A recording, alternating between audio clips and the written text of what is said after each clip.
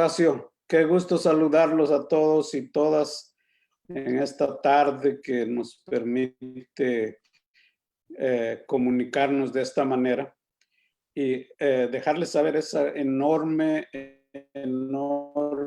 importancia que tiene el conectar con ustedes los jóvenes, ¿sí?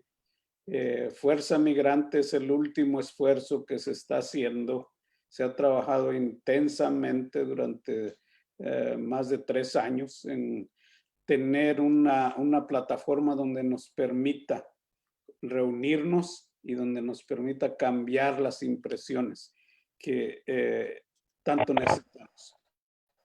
Necesitamos una voz, un punto de partida. Los jóvenes, aquí hay algunos ejemplos de los esfuerzos que se han hecho. Está mi amigo Jesús Pérez, que yo lo vi en edad escolar, pequeño, pero que se ha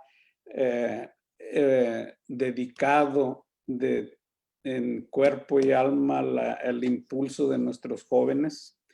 He admirado los esfuerzos que ha hecho David con su lucha por esa, en ese caso de los jóvenes, a Leti, a todos los más. Queremos que tengan esa seguridad que siempre han estado con la prioridad de Fuerza Migrante. Nosotros nos ven, yo también fui joven alguna vez y sé las dudas, los retos que tenemos enfrente son diferentes. Ahora yo pienso que ustedes la tienen más difícil. He visto a los jóvenes DACA cómo se han enfrentado a su realidad y ahí están. O sea, es la convicción de que nosotros podemos hacer las cosas de la mejor manera. Entre mexicanos y latinos somos 60 millones según los entendidos y ya superamos a los afroamericanos en número. Ahora falta apuntalar ese crecimiento. Nuestra comunidad tiene muchos retos, que es especialmente la educación, ¿sí? En ese tema es necesario desarrollarlo para tener emprendedores políticos que traigan y hagan esa labor de armar ese enorme rompecabezas que es nuestra gran comunidad. Yo tengo mucha esperanza que de aquí se salga con una idea unificada. Los esfuerzos que se han hecho en todos lados, en Nueva York, California y donde ustedes están, hay esa semilla. O sea, hay que dejarla que germine y se haga fuerte para que nuestra comunidad sienta ese avance y no sea el objeto de tanta hostilidad y que nosotros podamos marcar la diferencia. Las condiciones ya están. Ahora falta que nosotros desde nuestras trincheras pues demos la batalla. Jóvenes, amigos, bienvenidos a este conversatorio y la mejor de las suertes. Que no quede en un conversatorio, sino que lo impulsemos a su expresión más grande que podamos. Gracias y buenas tardes.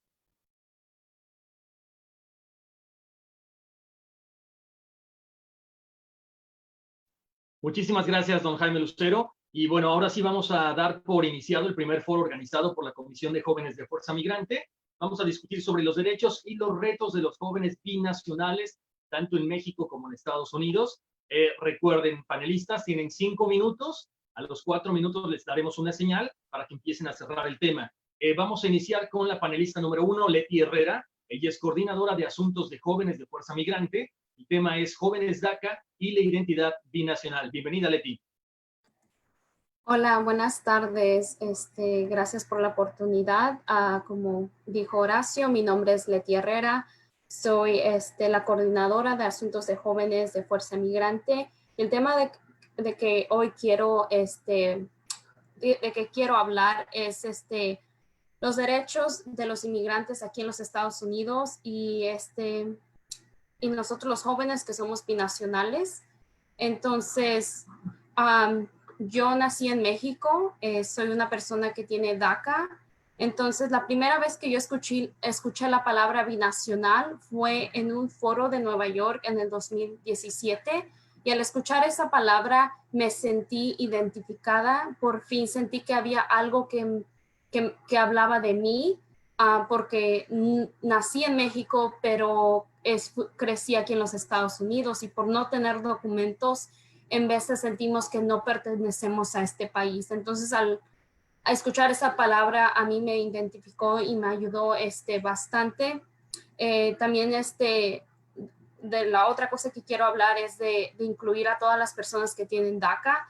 En estos momentos que la Corte Suprema tuvo la decisión de DACA, nos estamos enfocando mucho en jóvenes con DACA. Sin embargo, se nos olvida de que antes de DACA hubo muchos jóvenes también que no fueron, no tuvieron la oportunidad de aplicar, ya sea por su edad, y ahora está desde el 2017 que no aceptan nuevas aplicaciones. Ha habido bastantes jóvenes que se han quedado afuera. Entonces, sí quiero decir eso de que cuando hablemos de los jóvenes, hablemos de jóvenes con DACA y sin DACA. Porque siento que al enfocarnos solamente en DACA nos está dividiendo como comunidad. También la palabra binacional me identifica a mí, pero también identifica a muchos padres, ya que ellos nacieron en México y crecieron tal vez la mayoría de su vida en México, pero ahora están aquí en los Estados Unidos. Como hemos visto en nuestros derechos, nos han dicho bastantes cosas de que no pertenecemos a este país y necesitamos de que nuestros derechos sean respetados. Y tenemos que abocar para una reforma inmigratoria. Esa es la meta para los jóvenes y también para nuestros padres. Gracias. Muchísimas gracias, Leti. Vamos a continuar ahora con el panelista número 2. Él es David Morales, presidente de Asuntos de Jóvenes de Fuerza Migrante. El tema es migrantes naturalizados, el impacto del estatus migratorio. Adelante, David.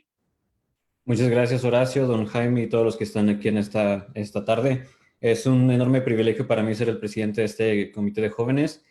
Y mi tema es la naturalización de los jóvenes, ya que yo pasé de ser un joven indocumentado a tener DACA 2 veces y después a obtener la residencia.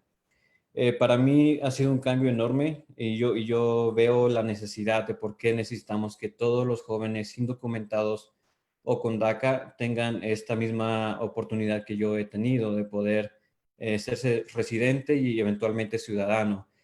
En sí te cambia la vida saber de que ya puedes salir de esta jaula de oro, de que puedes salir y venir a visitar tu tierra, a visitar a tu familia, a visitar a tus raíces, tu país.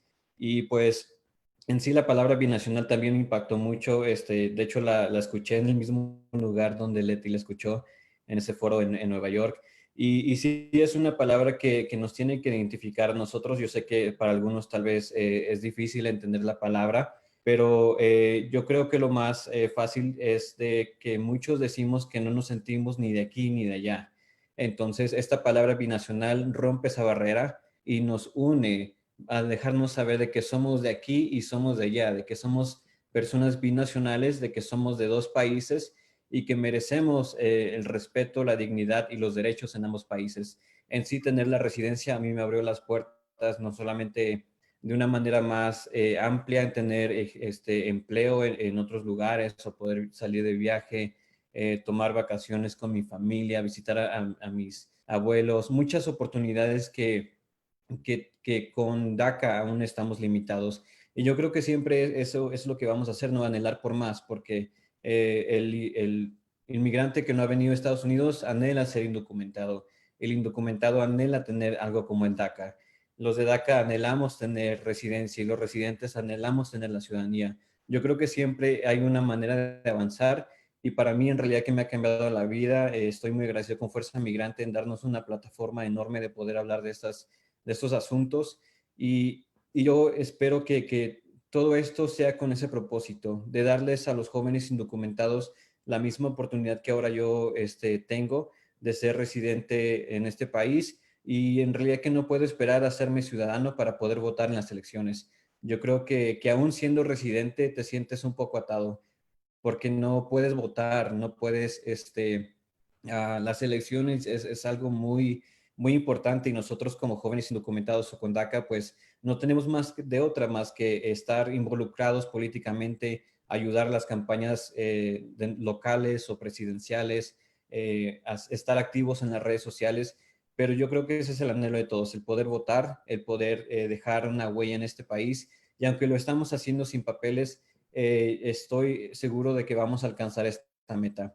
Hemos tenido muy difícil con esta administración, pero vamos a seguir luchando, y estoy muy agradecido de poder estar aquí con ustedes, y para mí tener la residencia sí me ha cambiado completamente, así que espero que todos los jóvenes indocumentados, los padres de familia también puedan obtener esta oportunidad, porque en realidad salir de esta jaula de oro es algo que pensé que nunca iba a pasar. Pensé que siempre iba a ser indocumentado por el resto de la vida, y tener diferentes avenidas. Para mí fue por medio del matrimonio. No me tuve, sino que me casé, pero me casé y así pude obtener la residencia, pero no hay muchas avenidas para jóvenes indocumentados. Entonces yo creo que esa es la lucha, el tener una reforma migratoria.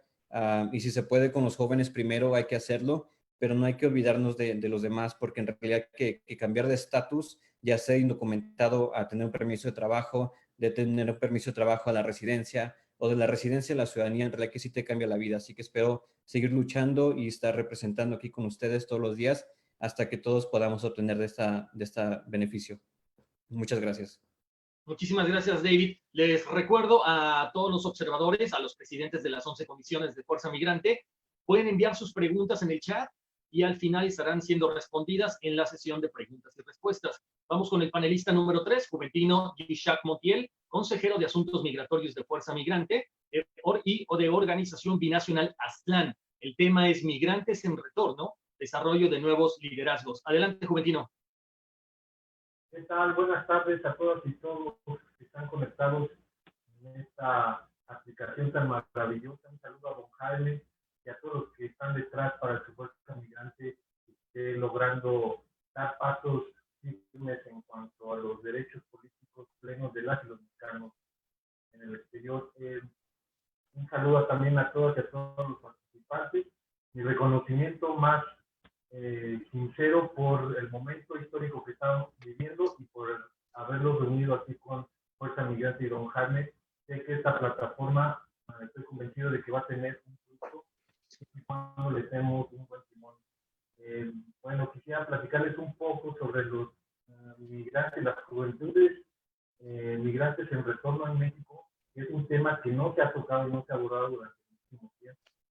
Nosotros sabemos de que cuando salimos a otro lado, ya sea por voluntad de nuestras familias o por alguna cuestión de educación o alguna circunstancia que hace que las familias se disuelvan o se desintegren, es muy complicado al momento de regresar, porque se encuentran con muchísimos obstáculos en el sentido laboral, en el sentido económico, en el sentido inclusive psicológico, por la adaptación del sistema de donde se estaba viviendo a donde se llega a vivir. Es por eso que quisiera empezar a abordar este tema, sobre todo por la región que nos corresponde, que es Norteamérica. Sabemos de que no nada más Estados Unidos tiene muchísimos migrantes, también México tiene muchísimos migrantes. Eso nos caracteriza a todos y todos por nuestra identidad binacional, que somos un país de origen, de paso y de destino, y en el caso de México, de retorno. ¿Por qué lo tengo que enfocar desde aquí? Para ir abordando lo consiguiente que nos corresponde, creo que a todas y a todos, de ir impactando en las políticas públicas, tanto en Estados Unidos como en México, para que estos programas se amplíen y cada retornada o retornado a México tenga las mejores condiciones dignas para que pueda ir adaptándose al sistema. En otras ocasiones sí pueden regresar, en otras ocasiones no pueden regresar. Nosotros podemos contar algunas experiencias de que sí, a veces es muy complicado entender el tema, pero no hay que dejarse de vencer. Es decir, es positivo que exista un retorno a México después de una estancia donde inclusive tu familia se queda en Estados Unidos o nunca se queda aquí. Yo considero que dentro de las adversidades sí. ¿Por qué? Porque gracias a ese retorno o a esa repatriación voluntaria, vemos que muchos actores son políticos y sociales que entienden muy bien lo que es el enfoque binacional, es decir, lo que se vive aquí, lo que se vive allá, y eso ayuda para que se coadyuve precisamente para generar estas políticas públicas que son requeridas y que son demandadas por muchas y por muchos. Es decir, en la actualidad en México hay muy poca atención sobre este tema. Lo único cercano que podríamos haber encontrado fue en el gobierno de la Ciudad de México, donde en el 2014 se generó un proyecto llamado Seguro de Desempleo, que como bien lo dicen, era para personas, o es para personas que no encuentran un trabajo y se les da un estímulo o un apoyo.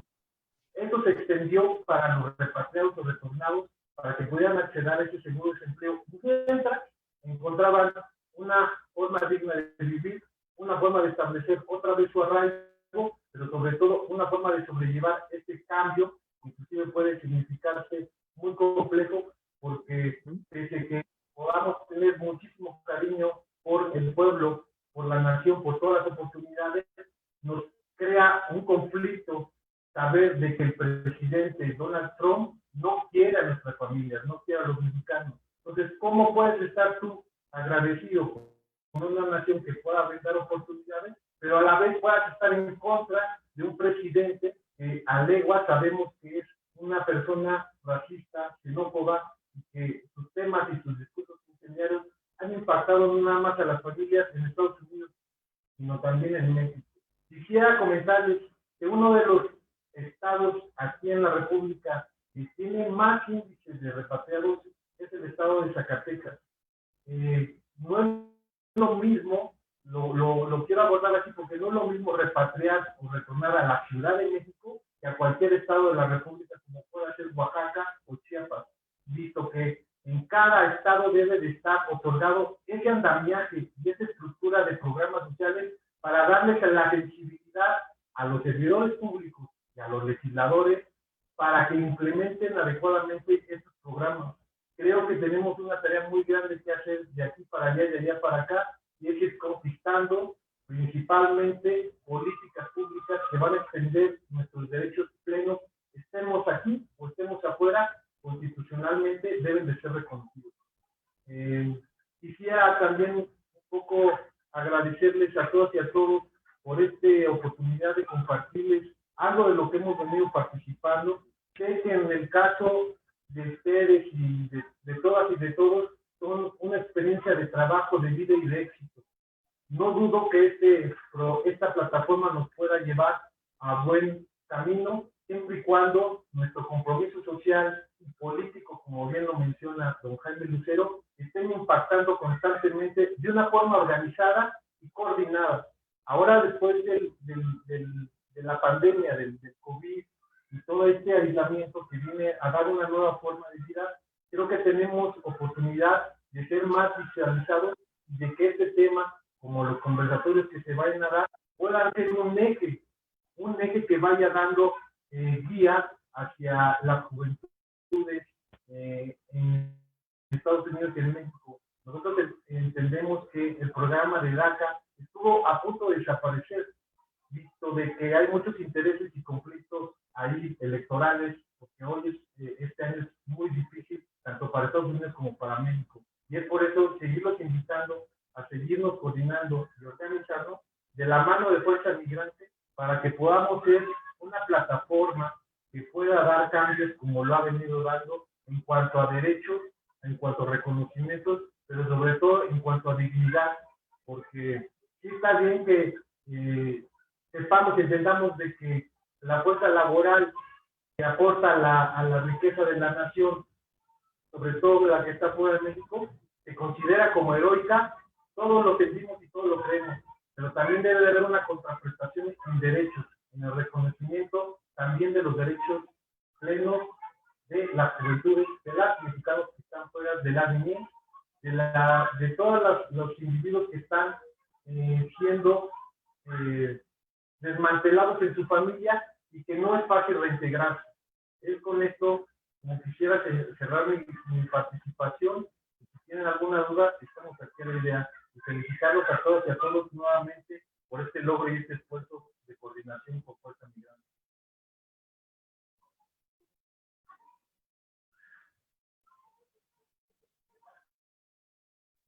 Muchísimas gracias, Juventino. Bueno, Juventino, te pedimos un favor. Tu micrófono está fallando un poco para tu próxima participación. Si te quieres acercar un poco más para que se escuche más claramente. Bueno, vamos ahora con Saúl Ríos, consejero de Asuntos de Jóvenes de Fuerza Migrante, temas ciudadanos, vinculación a través de la educación con jóvenes en México. Adelante, Saúl. Sí, muchas gracias. Buenas tardes a todos. Gracias a todos los que nos acompañan a través de las redes sociales. Como se comentó, ¿verdad? El tema que quiero abordar es el tema de crear ese enlace entre los jóvenes de aquí de Estados Unidos y en México a través de la educación. Un poco de mi experiencia, bueno, creo que esa experiencia binacional es diferente, ¿verdad? Para cada individuo, ¿verdad? Hay personas que nacieron en México que las trajeron a Estados Unidos de temprana edad. Hay personas que nacieron aquí y tienen la posibilidad de viajar a México, y hay personas que nacieron aquí y han regresado a México. Entonces, a veces queremos verlo en blanco y negro y la realidad que no es así. Hay muchas experiencias y cada punto de vista pues tiene que ser escuchado. En mi experiencia, yo soy nacido aquí, soy ciudadano de Estados Unidos, también tengo, bueno, la doble nacionalidad. Mi madre es de Durango y mi padre es de Zacatecas. Yo el enlace que tengo, vamos a decir, con México es a través de la familia. Entonces, desde pequeño hemos viajado a visitar a familiares, viví un tiempo en México. Entonces, ese como que me dio la plataforma, ¿verdad?, para seguir involucrándome en los asuntos, vamos a decir, de México, políticos, en una forma binacional. He participado en federaciones y hace poco tuve la oportunidad de viajar a Zacatecas a un ejercicio que tuvieron de un congreso joven. Y para mí fue una experiencia que aprendí mucho porque entiendo la política aquí de Estados Unidos, entiendo cómo las leyes trabajan aquí, pero no entendía cómo trabajaba exactamente en México. Entonces, para mí, me abrió la oportunidad de hablar y platicar con otros jóvenes zacatecanos de su punto de vista, y creo que tenemos que ver hacia el futuro, ¿verdad? Y trabajar entre los jóvenes de los dos, vamos a decir, de aquí de Estados Unidos y de México, para llegar a donde queremos llegar, ¿verdad? Y eso es vamos a decir, para mejores oportunidades. Mis padres, ¿verdad?, como muchos de los que están aquí, no dejaron México, ¿verdad?, por gusto, sino dejaron a México por necesidad. Quizás México, ¿verdad?, no nos dio las oportunidades en ese tiempo, entonces estamos aquí. Y justo ahorita creo que es el momento adecuado. Con el tiempo, ¿verdad? Vamos a seguir envejeciendo, ¿verdad? Y las generaciones se van a ir separando más y más. Entonces, ahorita que hay mucho joven, ¿verdad?, que nacido aquí en Estados Unidos de padres mexicanos o mexicanos nacidos en México que viven aquí, ahorita es el momento, creo, donde nos entendemos un poco mejor.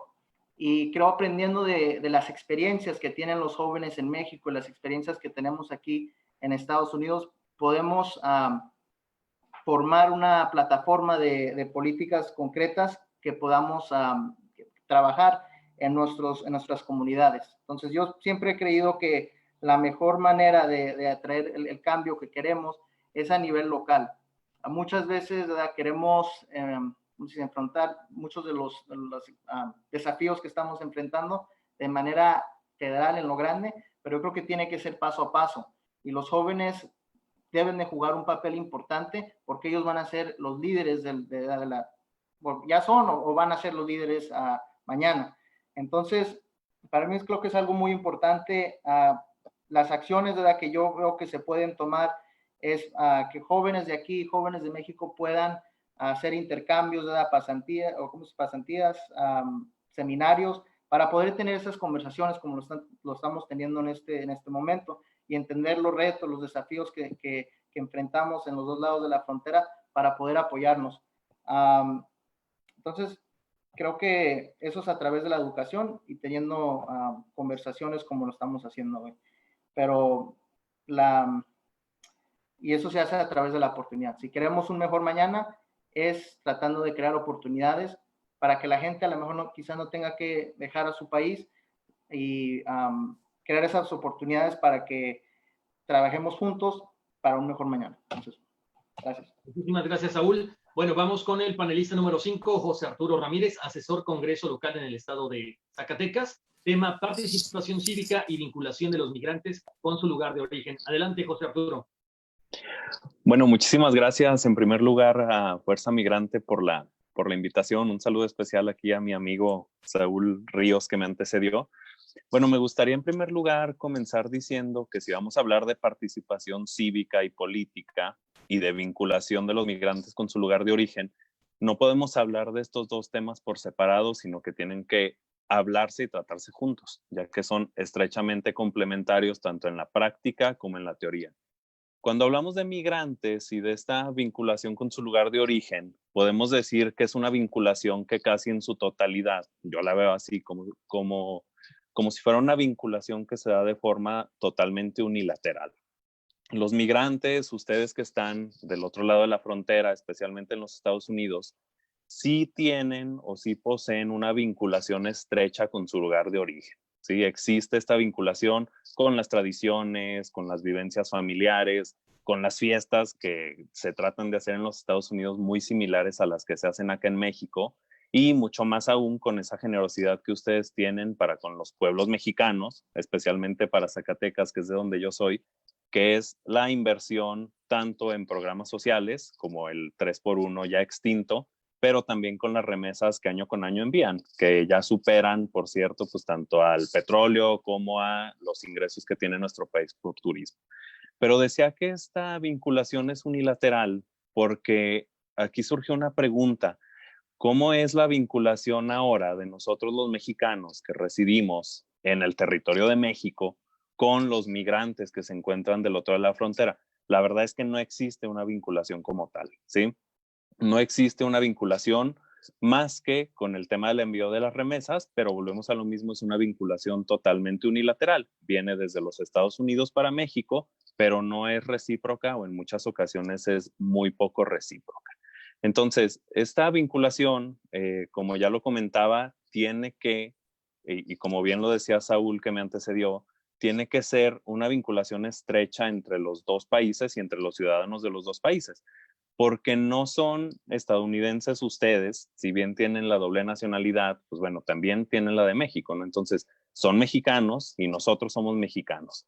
De hecho, cuando me invitaban a hablar en este panel sobre los derechos de los jóvenes migrantes, pues yo pensaba y decía, pues yo que tengo la nacionalidad mexicana únicamente, pues tengo hasta menos derechos que los ciudadanos jóvenes que residen en los Estados Unidos, porque ellos pueden tener tanto los derechos que les da el país, México, como los derechos que les da Estados Unidos.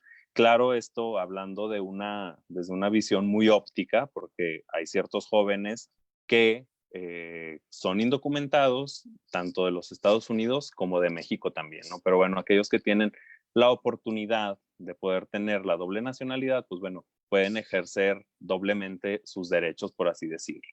Entonces, me gustaría pensar a mí que en México se le ve al migrante como un aliado que vive simplemente del otro lado de la frontera, pero la realidad es que no es así. Al migrante mexicano se le ve tristemente como una persona que envía sus remesas y que contribuye con el desarrollo económico y social del país, y las familias, por supuesto, que son las principales beneficiadas por todas estas remesas, pues bueno, también ven en algunas ocasiones a los migrantes como tales. Entonces, ¿cómo podemos lograr una vinculación, desde mi punto de vista, que es un poco más el de la administración pública, ¿Cómo podemos lograr una vinculación de los mexicanos residentes en el territorio nacional con los mexicanos que están fuera del país? Y del gobierno, de los gobiernos de México con los migrantes que se encuentran del otro lado de la frontera. En primer lugar, garantizando el derecho a la identidad, ¿sí? Desde México se tiene que garantizar el derecho a la identidad de todos aquellos mexicanos que están más allá de la frontera.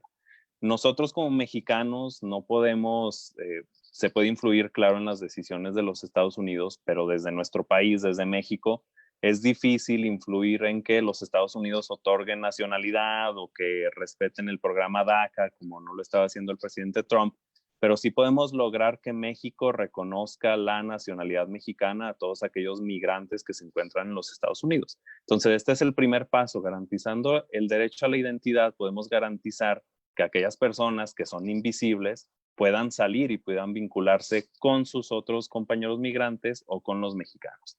Y en segundo lugar, y con este punto concluyo, es aprovechar una herramienta que los migrantes han luchado por décadas, especialmente Fuerza Migrante, que es la participación política a través del voto, ¿sí? Ya sabemos que el voto postal no ha funcionado como se quería, pero está en la puerta el voto electrónico, ¿sí? Esta es una oportunidad de oro que tienen todos los mexicanos residentes en los Estados Unidos principalmente. Entonces, ¿cuál es la solución que yo planteo para lograr una vinculación real y estrecha entre los mexicanos de aquí y los mexicanos de allá? Que voten, ¿sí? La forma en la que el gobierno va a lograr visibilizar a todos ustedes que se encuentran allá es con su voto. Entonces, es una herramienta, es una oportunidad histórica la que se tiene y no hay que desaprovecharla.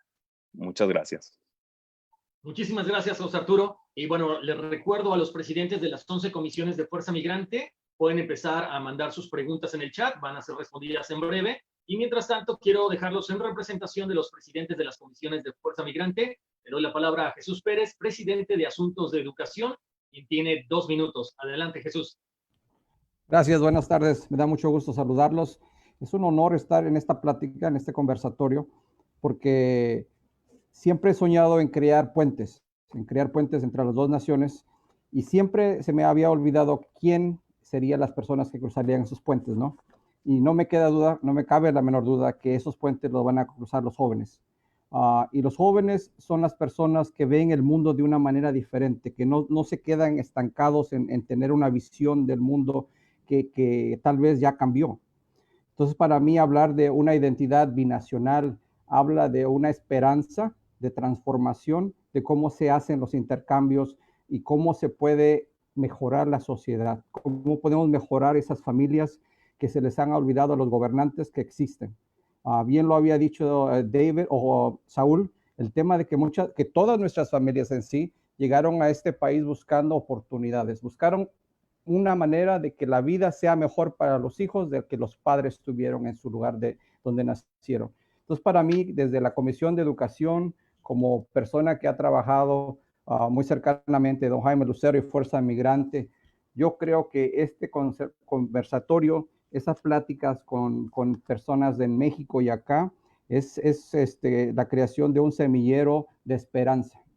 Una manera de ver de que ya tenemos que dar este siguiente paso, donde los jóvenes tienen que intercalarse, tienen que acercarse a las comisiones de Fuerza Migrante y no necesariamente quedarse en su casillero de jóvenes, ¿no? Yo veo estrechadamente aquí la relación entre educación y jóvenes, pero también la Comisión de Asuntos Económicos, la Comisión de Mujeres, todos tenemos que encajar con los jóvenes, porque la solución, Saúl, no es que los jóvenes estén en el futuro, están ahora. Los jóvenes son el futuro y el presente de las soluciones a todos los problemas que tenemos.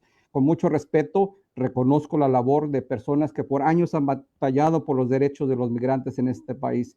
Y también reconozco a mis padres, a mis abuelos que estuvieron batallando por un mejor mundo. Entonces yo creo que es tiempo de sumar, ¿no? De ir agregando a cada una de estas piezas y ya arrancar. Yo creo que la sociedad, y lo hemos visto en estas épocas de pandemia y de los movimientos por equidad y en lucha de una sociedad que sea más justa, que tenemos el derecho de salir adelante y demandar los derechos. Y es el derecho tanto de los jóvenes como de los padres, como de los hijos. Pero ¿quiénes van a heredar esto? Los jóvenes. ¿Y quiénes van a transformar este mundo? Los jóvenes. Entonces yo me siento joven de corazón y siempre le agradezco a don Jaime que me diga eso, por eso le voy a brindar un tequila, pero yo me creo firmemente que la fuerza, que la visión, que la transformación de estos dos países vendrá de estos jóvenes que están con nosotros este día. Escuchar a un David Juventino, a Saúl y a Leti, la verdad que me recarga la batería, me llena de fuerzas de saber que no vamos solos, vamos acompañados, que ya tenemos los soldados listos para dar la batalla. Y como lo decía José Arturo, es una batalla donde vamos a demandar los derechos que merecemos. O sea, nadie nos va a regalar nada. Son derechos que ya son de nosotros, que por alguna razón no les conviene otorgarnos. Así que esta tarde les doy las gracias y espero que podamos empezar a dar esos pasos más firmes y seguir avanzando por una sociedad más justa, una sociedad binacional que tenga más oportunidades para todas nuestras familias. Muchas gracias. Muchas gracias, Jesús. Tenemos algunas preguntas. Les pido, por favor, que seamos breves en las respuestas, no más de 2 minutos. Pregunta la Comisión de Asuntos Económicos. ¿Qué están haciendo los jóvenes para movilizar a otros jóvenes a participar en la elección del 3 de noviembre? Sobre todo los decepcionados por Bernie Sanders. Yo puedo contestar esa pregunta. Sí estamos muy decepcionados de que Bernie Sanders no ganara la nominación.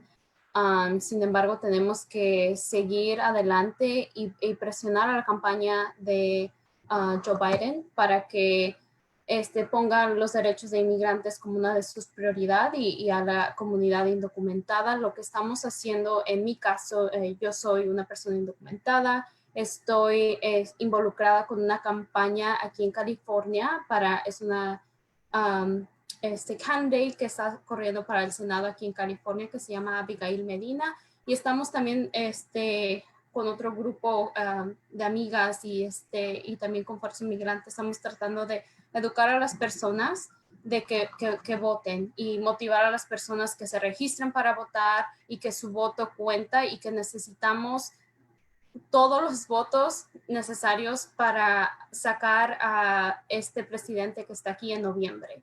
Pero también estamos poniendo presión a la campaña de Joe Biden. Muchas gracias. ¿Alguien más? Saúl. Sí.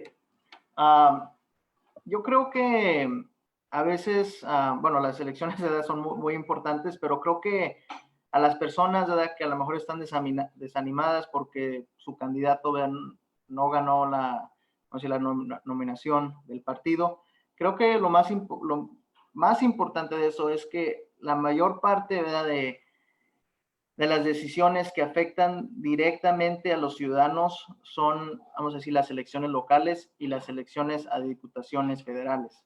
Porque el presidente sí tiene la gran control o puede guiar la política pública, pero creo que animar a las personas, ¿verdad?, que vean a los candidatos que están a nivel local y que voten por la persona que ellos creen más indicados. Y otra cosa, otro punto de vista, ¿verdad?, que a veces, vamos a decir, nuestra comunidad a veces apoya a un partido o no apoya al otro partido, y creo que es importante tener representación en los ambos partidos. Y creo que la razón que no hemos logrado, vamos a decir, una reforma migratoria es porque un partido a lo mejor no nos toma en cuenta y otro partido ni estamos en otro partido, vamos a decir, ¿verdad? Entonces creo que es importante que tengamos mayor representación en los dos partidos, porque los partidos en realidad nada más son un vehículo, ¿verdad?, para llegar a un objetivo. Entonces hay que utilizar a los partidos para que nos escuchen y que nos representen en realidad. Muchísimas gracias, Saúl. Tenemos otras preguntas, vamos a darle participación a todos. Pregunta la Comisión de Asuntos de Educación. ¿Cómo podemos conciliar el discurso de un gobierno federal que se atribuye el aumento de las remesas mientras pisotean los derechos políticos de los migrantes que las envían? Bueno, a mí me gustaría responder en primer término a esa pregunta. Yo creo que la pregunta en realidad debería de ser si se puede conciliar o no. O sea, la realidad es que han pasado los años y no se ha podido conciliar ese discurso doble en el que se le agradece a los migrantes las remesas, pero por otro lado, efectivamente se pisotean los derechos. Entonces, ante la falta de conciliación que ha existido, pues, ¿qué queda? Pues un poquito la imposición, ¿no? ¿Y cómo podría ser una imposición pues totalmente sutil? El tema del voto, ¿sí? El voto electrónico va a ser la solución para que todas estas faltas de visibilidad que tienen ustedes los migrantes por parte del gobierno de México y toda esa carencia de derechos que no se han reconocido, que efectivamente tienen, pero que no se han reconocido, pues bueno, el medio y el mecanismo es el voto y en esta ocasión pues lo va a hacer el voto electrónico. A través de este voto van a poder ustedes contar efectivamente para la toma de decisiones de nuestro país. Y si efectivamente en México pues ha ido avanzando un poco, en el caso de Zacatecas, pues bueno, existen 2 diputaciones migrantes, claro que ha habido retrocesos como el de diciembre en la Ciudad de México, en donde se quitó la figura de la diputación migrante, pero pues bueno, también hay algunas otras propuestas de un diputado zacatecano también para crear 20 diputaciones federales migrantes, una propuesta que efectivamente trabajamos aquí, Saúl Ríos y yo, cuando estuvo por acá en el Parlamento Joven, que fue que ustedes, los migrantes, elijan a sus diputados, no que se elijan aquí en el territorio de Zacatecas o de cualquier estado, sino que sean ustedes quienes los elijan. Entonces, ¿cuál es la fuerza o cuál es el poder con el cual se va a poder lograr esta transformación? El voto. Perfecto, muchísimas gracias. Tenemos otra pregunta también de la Comisión de Asuntos de Educación. Gracias, José Arturo. Quisiera agregar un poquito a la pregunta que hizo Saúl. Ok. Y abordar un poquito lo que mencionó el compañero que antecedió, José Arturo. Platicarles un poquito sobre los derechos políticos plenos electorales de las y los mexicanos que residen en el exterior. Quisiera compartirles un poquito para que tuvieran más abordaje sobre el tema. Se recordarán que la primera vez que se votó fue en el 2006 y fue por vía postal. En el 2012 se ejerció por primera vez el voto electrónico. En la sede fue en el TEC de Monterrey, donde estuvimos recibiendo tanto los paquetes como verificando los datos que se recibían de los chilangos que votaban desde el exterior para elegir jefatura de gobierno. En el 2008, el Consejo del INE resolvió que nada más se iba a hacer por voto postal, lo que sabemos que es carísimo. Estos años que han venido de cabildeo de conquista de derechos han venido dando la pauta para que desde la participación ciudadana que se ha venido implementando aquí modelos para votar electrónicamente, reforcemos este ejercicio que habíamos hecho en el 2012 para que en el 2018 tuviera su fruto, pero no, había un conflicto de interés ahí. Ahora en el 2021 está en juego la Diputación Migrante en la Ciudad de México, como bien lo menciona nuestro compañero Cruz, porque quisieron derogar la figura, a lo cual tuvimos que proceder, acompañados con Fuerza Migrante, a impugnar ese decreto que se vio publicado en la Gaceta Oficial de la Ciudad de México, lo cual la tribuna o la sala regional en materia electoral dio la razón de que no se podían derogar figuras, como lo mencionaban, no se pueden quitar derechos nada más porque sí, ¿verdad? Porque hay un principio de progresividad.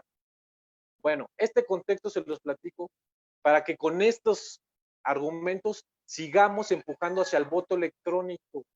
Hay un modelo muy simple y muy sencillo que tiene que ver con mensajes de texto, que tiene que ver inclusive con aplicaciones. Pero como ahorita estamos en un proceso en donde se viene el 21, el INE tiene otro tipo de conflictos, hay que ir remarcando el paso para ver lo del voto electrónico. ¿Por qué? Porque ahora con lo de la pandemia va a ser el único mecanismo que se va a generalizar en las demás elecciones.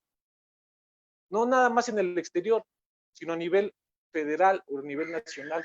Por eso no podemos dejar de hacer un lado todo lo que se ha venido construyendo y ser nosotros también los impulsores, como lo ha venido José Arturo Ramírez señalando, en el voto electrónico y el reconocimiento pleno de los derechos políticos de las y los mexicanos en el exterior. Hasta ahí mi participación. Muchísimas gracias, Juventino. Vamos a pasar a otra pregunta. Vamos a hacer 2 respuestas por cada una de las preguntas. Acerca de la Comisión de Asuntos de Educación, nos mandan eso y dice, ¿Cómo se pueden crear espacios y plataformas para darle voz a los jóvenes que ven el mundo desde otra perspectiva?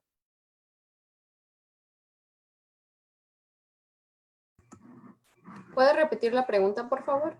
Claro que sí. ¿Cómo se pueden crear espacios y plataformas para darle voz a los jóvenes que ven el mundo desde otra perspectiva? Creo que Fuerza Migrante ha iniciado darnos una plataforma y hacer compromise, comprometernos en los temas y nuestras metas. Entonces, con la comisión aquí de jóvenes, siempre estamos invitando a nuevas personas a que se unan y que nos ayuden a dirigir una agenda. En estos momentos estamos, como mencionamos, promoviendo el voto y animando a las personas que se registren a votar. Gracias, Leti. ¿Alguien más?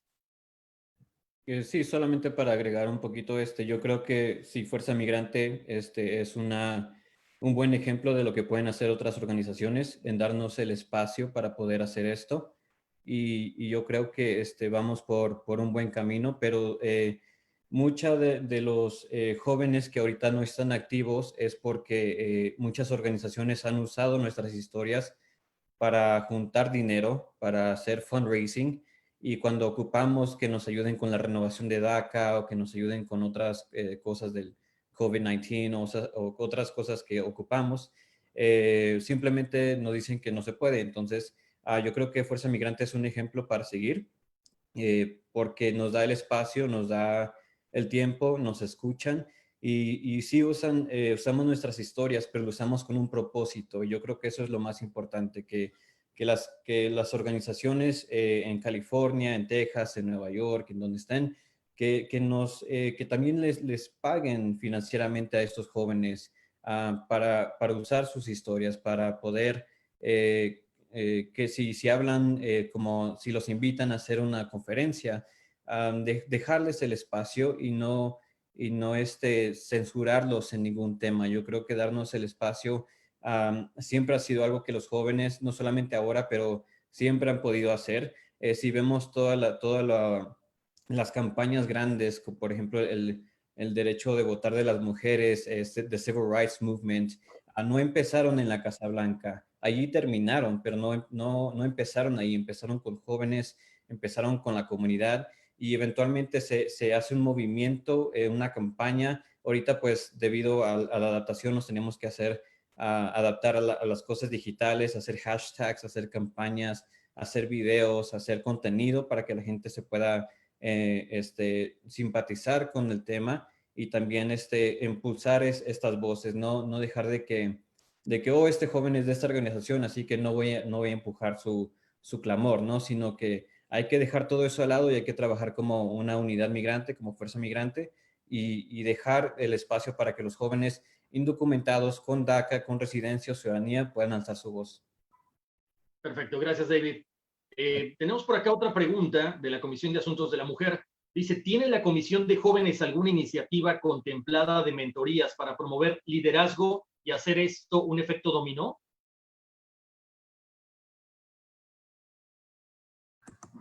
Yo puedo contestar esta pregunta. Como mencioné, de la manera que estamos tratando de crear una campaña, tenemos temas como el tema de DACA, educación y el voto, tratar de hacer una campaña virtual, ahora que todo es virtual, y promover el voto, el registro. Estamos a muy pocos meses de noviembre, entonces esa es nuestra meta, crear algo viral, una campaña que no nada más sea necesariamente de los jóvenes, pero de todas las personas, y motivar a las personas que sí puedan votar a que lo hagan, y como mencioné hace rato, usar ese privilegio y su voz y unirnos juntos. Gracias, Leti. Yo tengo una pregunta. ¿Cómo piensan ustedes que pueden hacer que estos 3 millones de inmigrantes mexicanos o de origen mexicano en Estados Unidos y ya cumplen con los requisitos para convertirse en ciudadanos americanos y no lo han hecho, para que voten, para que se conviertan, para que hagan este proceso y sean importantes y vitales en la toma de decisiones para las próximas elecciones? Sí, yo puedo contestar esta. Yo creo que, lo que estamos haciendo y lo que podemos hacer es, como decimos y como dice Saúl, es local. Sí podemos hacer una campaña nacional como Vota por mí, por ejemplo. Es una campaña que se dio hace muchos años donde nosotros los jóvenes Dreamers, que no, DACAs, les preguntábamos a los ciudadanos americanos que conocíamos de que por favor voten por nosotros. Y las personas que son residentes y que pueden aplicar para la ciudadanía, es igual, dejarles saber de que ellos tienen el poder que nosotros no tenemos, dejarles saber que ellos tienen un privilegio enorme que nosotros anhelamos y que si ellos no votan, ya vieron lo que pasa, ¿me entiendes?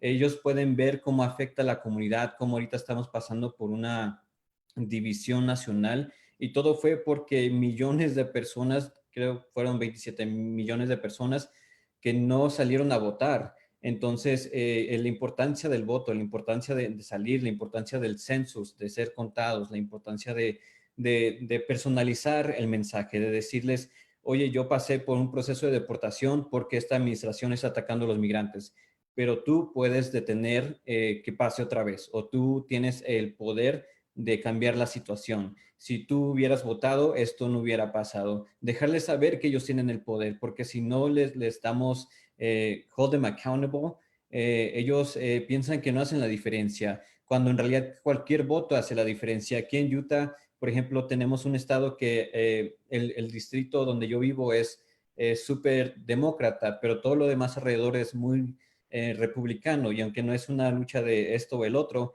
pero sí afecta. Y a veces las decisiones electorales se deciden por un voto o por 5 personas, por 10 votos. Entonces, por ejemplo, ahorita muchos votaron por mail, por correo. Y aunque sí es más fácil hacer el voto electrónico, no todos lo van a hacer. Entonces hay que adaptarnos a lo que se puede hacer. Y ahorita, aunque se hicieron las elecciones este pasado jueves, todavía se están contando los votos y no vamos a saber los resultados finales hasta la siguiente semana cuando lleguen todos por correo. Entonces, yo creo que estas elecciones también, si se mueve así, estas elecciones del noviembre, la elección va a ser el 3 de noviembre, pero tal vez no vamos a saber los resultados hasta una semana después. Pero es importante dejarles saber que el voto es importante, que ellos tienen una voz, que ellos tienen un privilegio que nosotros queremos, y dejarles saber y pedirles que sea nuestro voto.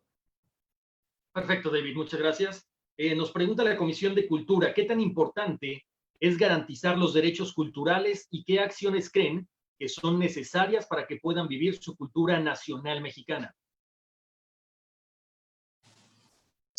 Bueno, no sé si pueda responder yo a esa pregunta desde un ámbito distinto al que los que están allá en Estados Unidos lo puedan hacer, pero me parece que es sumamente importante el ámbito cultural. De hecho, yo vi como un acierto muy importante que se creara dentro de los consulados el Consejo de Diplomacia Cultural.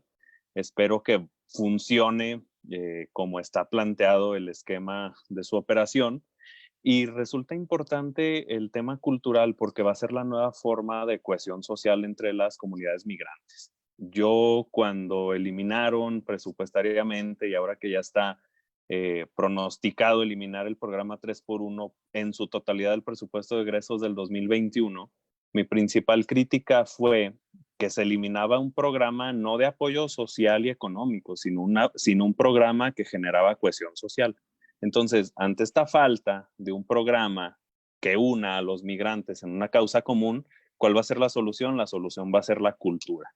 Y aparte de eso, me parece que hay un aspecto muy importante que ya habían tratado en este foro, pero que es sumamente necesario volverlo a considerar, es el lograr que los mexicanos migrantes de segunda y tercera generación logren vincularse con la cultura mexicana. ¿Sí? Esto es lo más importante, porque si bien sus padres o sus abuelos transitaron, fueron migrantes en tránsito y luego llegaron a los Estados Unidos, pues bueno, ellos se desprendieron de una cultura que ya habían vivido. pero los migrantes de segunda y tercera generación que nunca han vivido la cultura mexicana, pues bueno, tenemos que buscar una forma de vincularlos y de que se sientan americanos, pero también se sientan mexicanos, ¿sí? Esta sería mi participación y mi respuesta.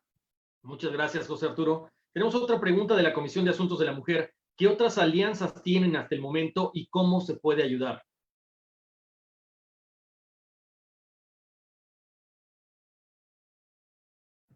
Ok, contesto esta. Sí tenemos varias alianzas con diferentes organizaciones, organizaciones con jóvenes en diferentes temas.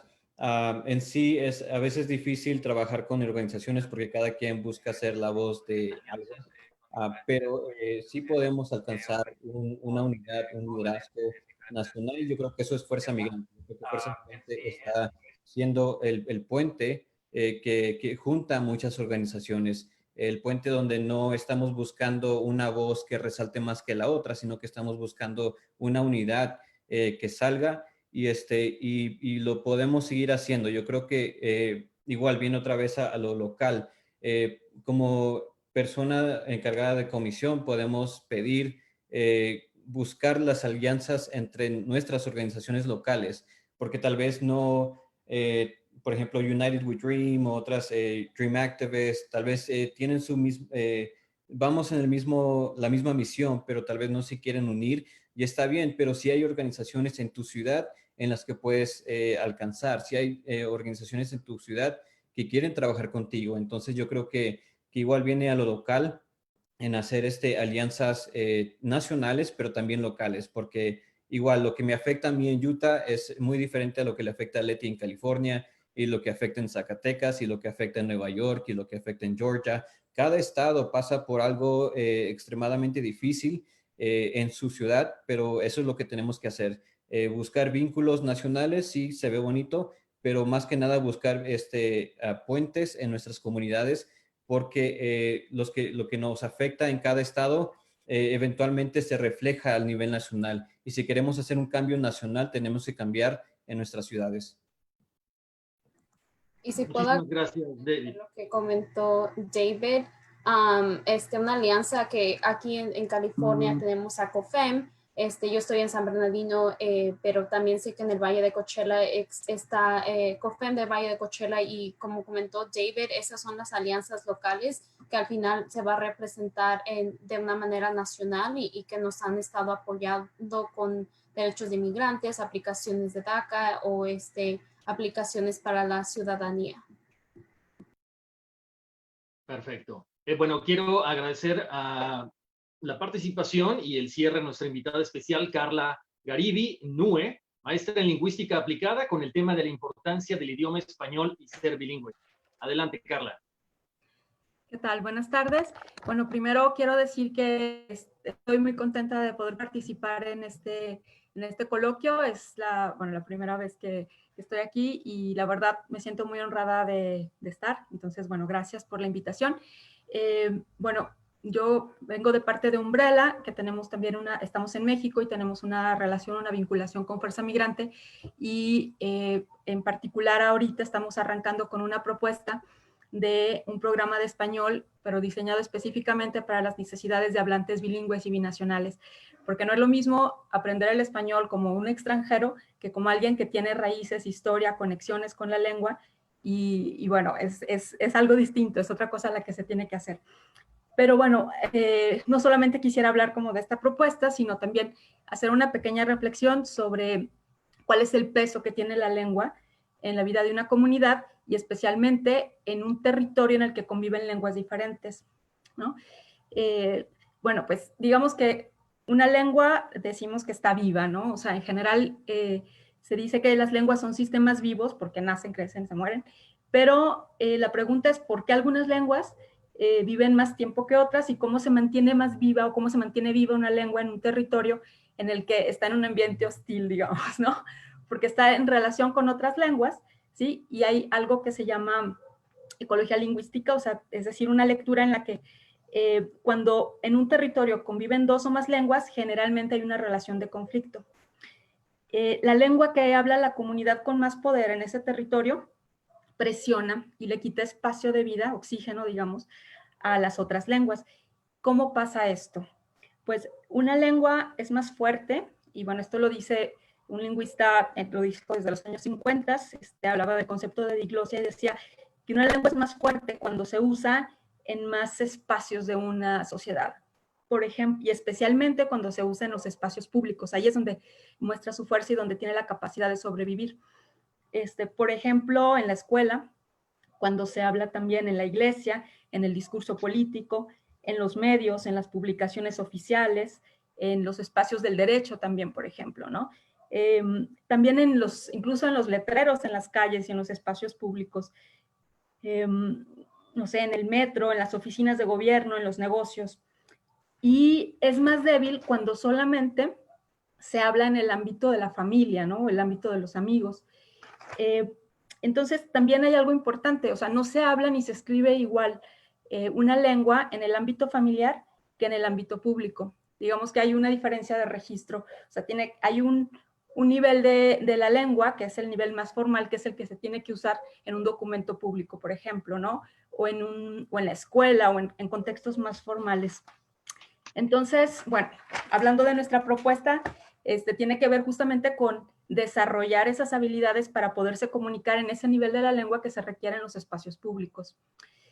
Pero bueno, también hay otra cuestión. Lo que hace que una lengua se abra camino en un territorio que es hostil, tiene que ver con el prestigio, ¿no? Con el prestigio social.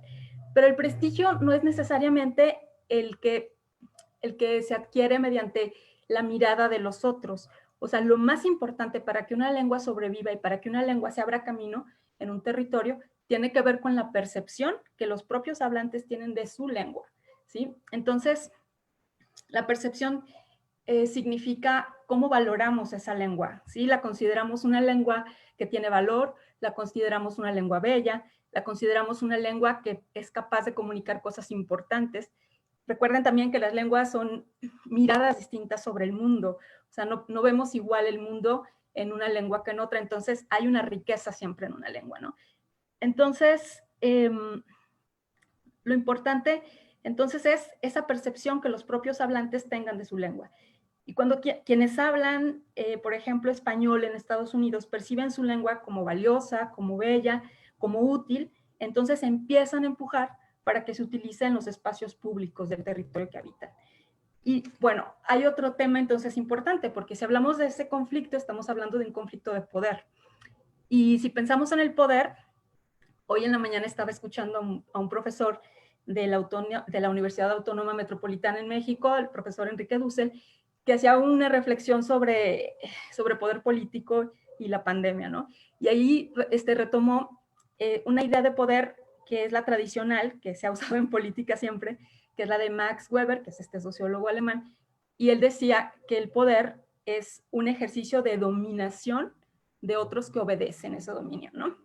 Pero Enrique Dussel decía, no, es que hay otra manera de entender el poder, que es la que sostienen los zapatistas, por ejemplo, acá en México, y que se liga un poco también con otros filósofos que en la historia han hablado del poder, y que es esa voluntad de vivir de una comunidad, ¿sí? Entonces, el poder se ejerce cuando una comunidad actúa por voluntad de vivir, ¿no? Y en ese sentido, creo que esta decisión que han tomado los jóvenes de Fuerza Migrante de elegir sostener y reforzar el uso de la lengua como un acto político, pues creo que responde al poder desde esta lógica, ¿no? De una voluntad de vivir.